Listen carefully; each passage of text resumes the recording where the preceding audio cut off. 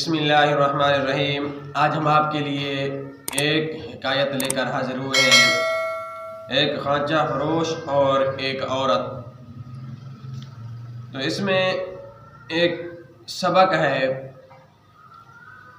حکایت بیان کی جاتی ہے کہ ایک صالح شخص خانچہ لگایا کرتا تھا، یعنی وہ پھیری لگا رہا تھا کہ ایک عورت کا اس کی طرف میلان ہو گیا۔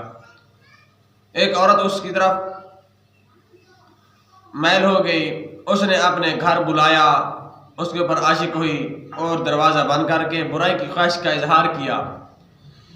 تو نیک بخت اس آدمی نے اپنے بچاؤ کی تدبیر سوچی، اپنے دل میں آئیڈیا سوچا کہ میں اس برائی سے کسی نہ کسی طرح بچ سکوں۔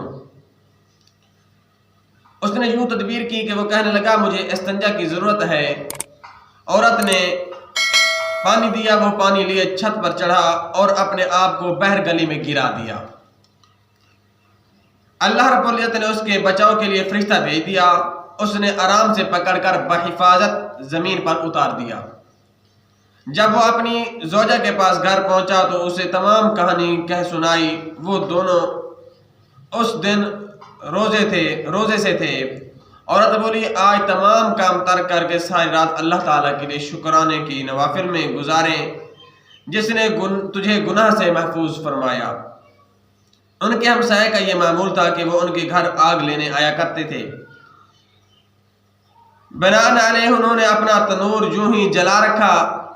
ہمسائی آئی آگ لینے کے لیے تو تنور جل رہا تھا۔ اس نے اس خیال کے پیش نظر تنور کی طرف نگاہ دوڑائی، مبادہ کیا کہ روٹی جل نہ جائے، مگر جب تنور کو دیکھا وہ روٹیوں سے بھرپور تھا۔